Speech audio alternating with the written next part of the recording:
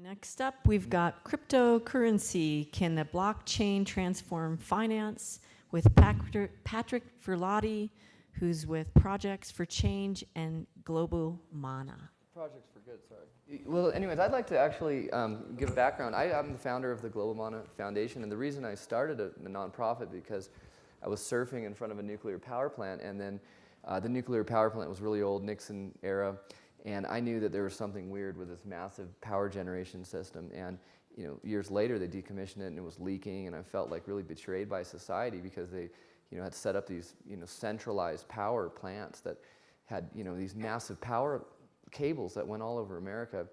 And it was just kind of the normal thing to do, is to set up these massive power generation stations. And I looked into it, and I felt that it's actually, the government saw centralized power grids as national security. And so looking at technology and renewable energy emerging, it seemed obvious that there was a battle between commercialized, centralized power grids and microgrids. So the opportunity for blockchain to actually transfer information, not only just currencies, but also electricity and smart contracts, which is an automated contract, it kind of opened a new door for a brand new industry called solar sharing. And so I'm here with Nick, and I want to introduce Nick because the opportunity for communities to actually sell solar with these concepts called smart contracts, and building communities that are off the grid so that we could take down these massive power cables and these centralized power stations and build communities that can actually be where homes can actually buy and sell power in a community. So anyways, go ahead, Nick. Oh, okay, I'll give a little intro, et cetera. Before I start, I want to thank our previous speaker. I'd like to admit that I'm trained as a cultural anthropologist, so I feel safe to say that. Hopefully get culture. A little background on myself. I am a hedge fund finance type guy, but also deep technologist who's chief analyst for something equivalent of the MIT Media Lab in Europe. Don't worry, I'm not going to try to explain blockchain and crypto stuff. We won't get techie, but would like to explain a few things. One, some of you in your little grab bags, and I think maybe only half of you, so ask your neighbor if they got it, have something called SolarCoin. There's a little brochure in there about that. I'll briefly explain that. SolarCoin is a renewable energy reward, which is given out to anyone who produces 1 megawatt hour of energy. It's up there on the board. The economy right now is very, very small. It's about a $10 million reward. The potential reward that can be claimed over the next 40 years is right now worth about $20 billion. It's traded globally, so it's a little bit like Bitcoin based on the same technology, but an extremely low carbon footprint. So Bitcoin is on course to consume about $1 billion worth of energy this year. When we scale SolarCoin up to the same scale, 7 million users, it would consume about $100,000 worth of energy. It's a small thing right now, you won't hear about it, but I can say that a monitoring company in the US that represents about 10% of US solar energy installations is interested in distributing this, so hopefully we're coming to a neighborhood near you soon. The idea is that this currency trades 24/7, and the second indication, LICA, the other job I have as an exchange, will be issuing a debit card based on this SolarCoin. So what that means is if you produce solar energy, you can get one of these things, right now worth about 20 cents, 23 cents. And in a year, as I mentioned to a friend 2 weeks ago, I was at the UNFCCC, who oversees the United Nations climate change efforts. I hope to be able to spend my SolarCoin in their coffee shop. The same way that when you travel abroad, let's say you're in Europe and you're spending euros linked to a dollar account, LICA will be offering a debit card based on this currency and others. So an interesting product. LICA will be coming to the US as a regulated entity in Q3, Q4. So that's just a little hint. Now I'm going to go to Patrick's point on grids. I just want to explain some of the aspects here. There's a fascinating revolution going on with energy, and it's going to be massive, and it is this cheap. There are three things, I think, three factors that are going to drive this. Cheap solar, which you all know, Swanson's law, it's getting cheaper every year. The $7 a watt install in 2007 is now 50 cents a watt. So you can imagine what would happen to the oil industry or the coal industry if all of a sudden the price of a barrel of oil went from $50 to $5 and was going to keep heading down, right? It's a technological change, so it's directionally that way. There are three things that are going to change the energy industry massively. Cheap solar is easy, everybody gets it. Cheap storage is the second one. There will be about 230 gigawatt hours of storage shipped for mobile electric vehicles in the next 5 to 7 years. What a lot of people don't know is those batteries, once they're done with their kind of deep charge cycle, get repurposed into things for the wall. And the third thing is blockchain. And ignore all the complicated stuff. Just think of a blockchain as just a very interesting type of database that allows lots of people to collaborate in a trusted way in a very open environment. New social structures, new forms of market, new things emerge because all of a sudden people can trust each other where they couldn't beforehand. So small groups that may not have been able to organize for trust or do it informally can do that. They could do that to fund power, trade energy, create new trade networks, etc. An example of this, I created last year a concept around a microgrid for the emerging world that used this database technology for emerging market in Bangladesh, where individuals could go into what are called the energy deserts of the world and put up a microgrid, build credit histories on top of their payment history, track the production of energy, and do some really interesting things. That won an award at COP22 in Marrakesh. We'll be attending COP23 this year, and there are lots of amazing technologies. And in the US, you're going to see the same thing. What's happening is the economics, fundamental economics of storage and cheap solar are driving significant shifts towards decentralized energy. The moment the average homeowner, average person wakes up and they say, I can power my house and my car for $40 a month. Why do I have to pay $150 or $200? That is as about local politics as you can get. It's the connection between the voter and their wallet. And that's a pretty tight connection and feedback loop. That's going to have some powerful implications.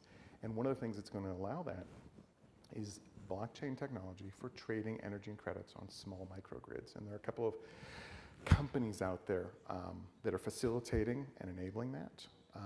And if anyone's interested, happy to give you introductions to those companies or elaborate on some of the things that are going on here.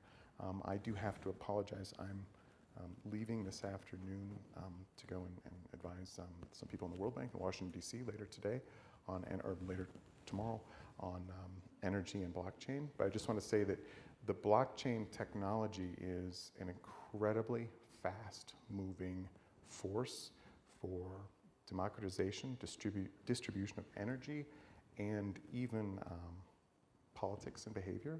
To give you an example, all of the blockchain assets at the beginning of this year were worth $5 or $6 billion.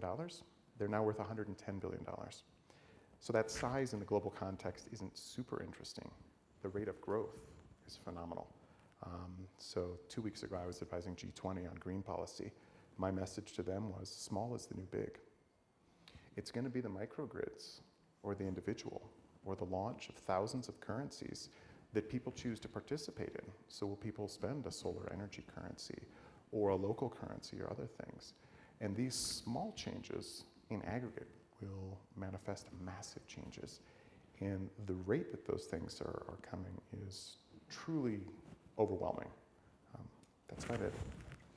That's a lot. Well, so anyways, in a nutshell, because I've been kind of on the blockchain train for a little while, what we see the great opportunity is to create communities that are completely off this centralized power grid. There's a lot of people, they feel really guilty that they leave lights on, and actually the wire, if you follow the wire, it's just some natural gas power plant that's came from liquid methane, which was injected into the earth and is spewing out of orphan wells and causing horrible contaminants and air pollution that are causing cancer and polluting drinking water. And then we have this kind of government that quote unquote natural gas. It's a natural carcinogenic fume, but I mean it's natural, so it's okay. It's a natural kind of cancer, so don't worry.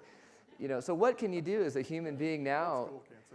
You know, when you realize that, you know, the centralized government and centralized everything has really caused so many problems, and the expansion of population on the planet, how do we deal with the realities of the world, where we all know the realities of the world, and how do we move forward? And the best way to do that is to create communities that, you know, come to terms with these problems and actually exchange solar. I mean, everybody's house should be a positive energy producing power plant that could actually sell energy to your neighbor. And so with blockchain, it could be the backbone infrastructure on software platforms that would be so simple, where if you wake up in the morning and you say that, hey, you know, I turned all my lights off and my AC was off, and I just sold my neighbor, you know, $24 worth of electricity because he had his refrigerator on all night.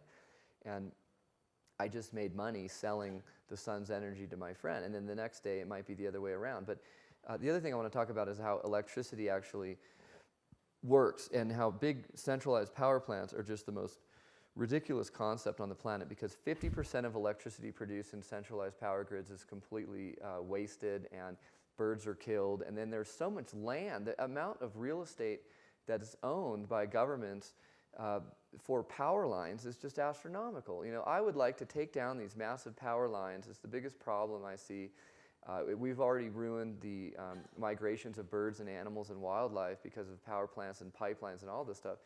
What I see the opportunity with the blockchain and software that can easily monitor and track seamless energy with credits and smart contracts, which are just automated. You know, you wake up in the morning, you can check your meter, and then you know, you built yourself into a community where you didn't have to follow the laws of the central power grid. So net metering has been, you know, a very complicated battle with energy and renewable energy.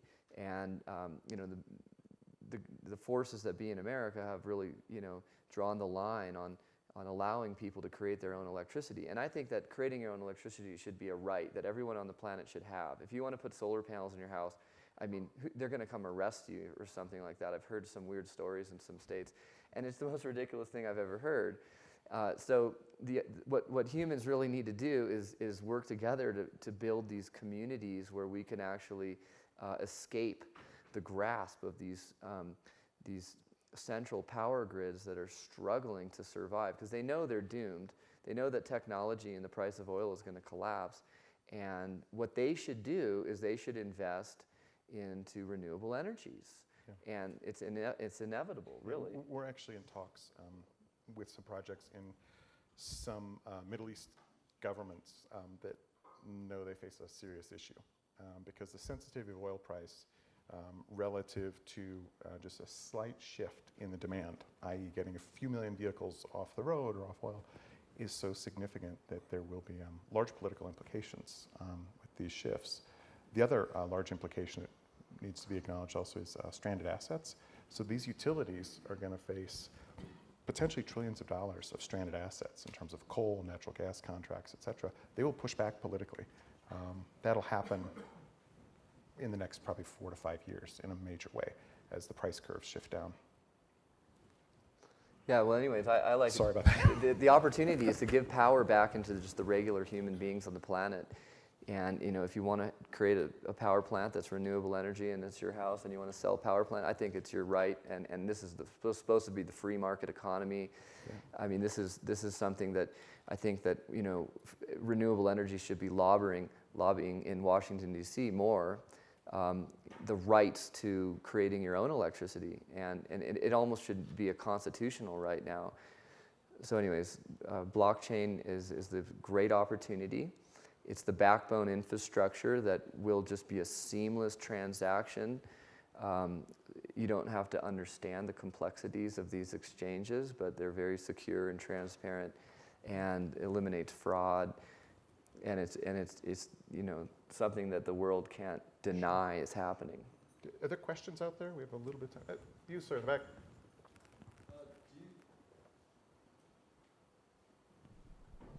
Are you aware of a model that could incorporate a utilities participation? Yeah, we're actually, in the blockchain energy space, there are probably half a dozen real players and then a lot more coming in. And a lot of the utilities are looking at this because they're realizing that the future is moving very, very fast, and they need to move fast. So blockchain tech is a tech that moves in, like, literally 1-2 month product cycles, innovations all the time. Utilities live and breathe in 20-year CapEx cycles. And so it is the dinosaur on a meteorite, literally.